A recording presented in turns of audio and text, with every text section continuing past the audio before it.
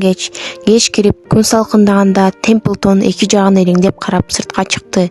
Уилбур төшөлгөн самандын үстүндө керилип жатты. Шарлотта болсо дагы деле тынбай желе токулатты. Темплтон тумшугун көтөрүп жатып, ары жак бери жактан келген сонун тамактын жыттарына тойбой турду. Тамак көзүнөн өтүп суусагандыктан эч кимге эч нерсе айтпастан шимшилеп ууга жөнөдү. Мага дагы бир сөз таап келип берчи, деп Шарлотта келемиштин артынан кыйкырып калды. Бүгүн түнү акыркы сөздү токуйм. Темплтон күңкүлдөп бир нерсе деди да караңгы бурчка кирип кеткен бойдон көрүнбөй калды. Аны ар ким жумшай беришин каалабай турду. Күндүзгү ысыктан элдин баары жүдөп, күн батары менен жыргай түшүштү. Карусель жарыкка чагылышып, күндүзгүдөн дагы тез айланып чоңоюп кеткени сезилди. Жолдун четиндеги жарыктары жарк-журк этип турду. Ары жакта оюн автоматтарынын тырсылдаган, силкинчектердин шуулдаган добушу, лотонун номерин кыйкырып айтып аткан адамдын үнү жаңырып угулуп атты. Бир аз чырметип алып, балдар сергип калышкан.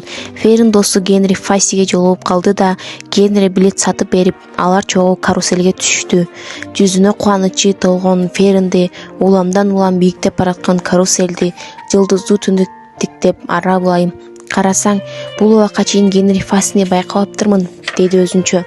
Темплтон желип жертип жүрүп, бирөөнүн гезитке оруулаган тамагынын калдыгын, анын ичиндеги тиштелген Швейцария сырын, жеп бүтүрө албай калган тоголок жумуртка, курт түшкөн алмагын өзөгүн таба алды. Бирок эч кимдин көзүнө илинбегенге аракет кылып атты.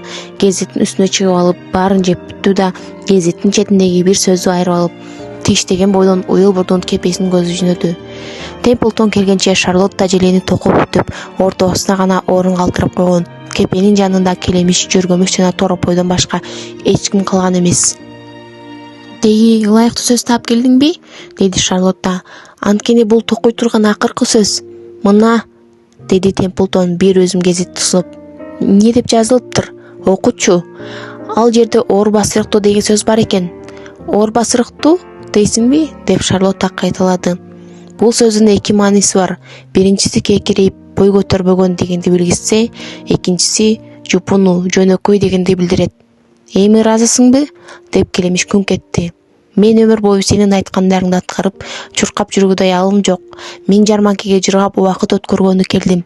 Сенин кагаздарыңды ташып жүрүү үчүн келген жокмун». «Мага абдан чоң жардамың тийди», — деди Шарлотта. «Эми жарманкеге бара бер. Жургачы убакыт али алдыда. Бүгүн кечинде мага жыргал болот», — деди Темплтон күлүмсүрөп. «Картаң койдун айтканы чын экен. Жарманкеге келемиштер үчүн чыныгы майрам турбайбы? Толгон токой тамак, толтура суусундук, жашына турган, аңдый турган жер да жетиштүү. Дээ солоң чын болсун, оор басырыктуу Уилбур. Көрүшкөнчө айлакер Шарлотта. Мен бул кечти өмүр бою унутпайм». Ошентти да келемиш караңгыга сүңгүп кирип жок болду. Түн жарымы болсо да Шарлотта ишин улантып атты. Алыстан жаркылдап фейерверк атылып, шарлар асманга учуп атты. Аянттан эл кайтканча Шарлотта торду түйүп, ортосуна оор басырыктуу деген сөздү коозоп токуганга жетишти. Бирок бир жагынан толкунданып, экинчи жагынан чарчап турган кожоюндар караңгыда жилени байкаган да жок. Ферн менен Эвери машинанын үстүнө чыгып, инди журканы жамып жатып алышты. Лерви болсо Уилбурдун алдына бир айры саман салып койду. Ара бул мырза торопойдун жонунан таптап: «Биз үйгө кеттик, эртең көрүшкөнчө», — деди. Чарчаган кожоюндар машинага түшүп, от алдырышты да арты менен жылып чыга башташты. Шарлотта болбогондо Уилбур таптакыр жалгызсырап, маанайы чөгүп калмак болчу. Бирок жанында Шарлотта бар экенин билип, алыста дагы эле жаңыртып турган музыканын дабышын угуп, Уилбур көңүлү ток компоюп турду. Уктап баратып, ал Шарлоттадан баягы бешик ырын ырдап берүүсүн суранды. «Башка күн ырдап берейинчи?» — деди Шарлотта. «Азыр абдан чарчап турам». Жөргөмүштүн үнү желеден эмес эле күңүрөп алыстан угулгандай сезилди. «Сен каяктасың?» — деди Уилбур. «Мен сени көрө албай атам. Торуңдасыңбы?» «Бүгүн тордо эмесмин», — деди Шарлотта. Уилбур көзүн бекем жумду. «Шарлотта», — деди Уилбур бир аздан кийин. «Закерман мени суук түшкөндө союп салбайбы? Кандай дейсиң? Сен чындап эле сойбосуна ишенесиңби?» «Албетте», — деди Шарлотта. «Сен азыр атактуу торопой болдуң. Бир чети, чындап эле өтө мыктысың. Эртең сыйлык алып калсаң, дүйнө жүзүнүн баары дөңгөрөйт. Закерман сендей торопой менен сыймыктанат. Сен коркпо.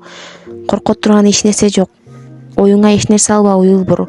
Балким узак өмүр сүрөсүң. Ким билсин, эми укта». Бир мүнөттөй жымжырт боло түштү да Уилбур кайра эле: «Шарлотта, сен эмне кылып атасың?» деди. «Бир иш жасап атам. Менин бошо турган күнүм болбосун, өзүң жакшы билесиң да. Мага тиешелүү бир нерсени окуп атасыңбы?» деди Уилбур. «Жок», деди Шарлотта. «Бул жолу өзүмө жасап атам». «Айтсаң, ал эмне экенин?» деп Уилбур сурана баштады.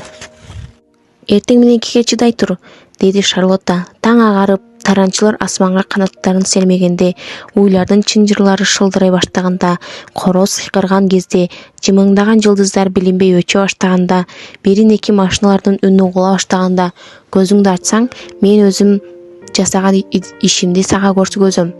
Шарлотта акыркы сөзүн айтып электе Уилбур бышылдап таттуу уйкуга кетти. Жарманкеден бир топ чакырым алыстыкта Арабылдын үйүнө чогулган элдер ашкананын үстөлүнүн үстүнө кечеги күндү талкуулап, шабдалы ширесин ичип отурушту. Эвери эчак эле үстүнкү кабатка уктаганы чыккан. Ферин болсо Арабылайым жаңыдан жаткырып жатып: «Сага жарманке жактыбы?» деп кызын өптү. «Ооба, бул менин өмүрүмдөгү эң сонун күн болду», деди Ферин. «Мен абдан кубанычтуумун», деди апасы.